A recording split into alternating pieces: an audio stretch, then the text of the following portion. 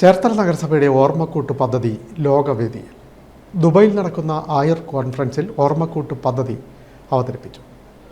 മറവി രോഗ പ്രതിരോധവും ചികിത്സയുമാണ് ഓർമ്മക്കൂട്ട് പദ്ധതിയുടെ ഉള്ളടക്കം.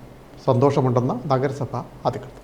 ചേർത്തലയുടെ ഓർമ്മക്കൂട്ട് പദ്ധതി ലോകവേദിയിൽ. ദുബൈയിൽ നടക്കുന്ന അന്താരാഷ്ട്ര ആയുർ കോൺഫറൻസിൽ പദ്ധതി അവതരിപ്പിച്ചു. ചേർത്തലയുടെ തനത് പദ്ധതിയായ ഓർമ്മക്കൂട്ട് 2 സെഷനുകളിലായിട്ടാണ് അവതരിപ്പിച്ചത്. ചേർത്തല നഗരസഭയും ഗവൺമെന്റ് ഹോമിയോ ആശുപത്രിയും ചേർന്ന് മറവി രോഗ പ്രതിരോധവും ചികിത്സയും രോഗി പരിചരണവും ഹോമിയോപ്പതിയിലൂടെ എന്ന ജനകീയ ക്യാമ്പയിനാണ് ഓർമ്മക്കൂട്ട് പദ്ധതി. പദ്ധതിയുടെ കോർഡിനേറ്ററും മെഡിക്കൽ ഓഫീസറുമായ ഡോക്ടർ CS റിഫ്ന ദുബൈയിൽ നടക്കുന്ന അന്താരാഷ്ട്ര ആയുർ കോൺഫറൻസിൽ പദ്ധതി അവതരിപ്പിച്ചു. 50 വയസ്സിന് മുകളിൽ പ്രായമുള്ളവരിൽ മറവി രോഗത്തെ പ്രതിരോധിക്കാനാണ് ചേർത്തല നഗരസഭ ഹോമിയോ ആശുപത്രിയിലെ മെഡിക്കൽ ഓഫീസറായ ഡോക്ടർ റിഫ്ന സാമൂഹിക ചികിത്സാ ക്രമമായി ഓർമ്മക്കൂട്ട് പദ്ധതി വികസിപ്പിച്ചെടുത്തത്.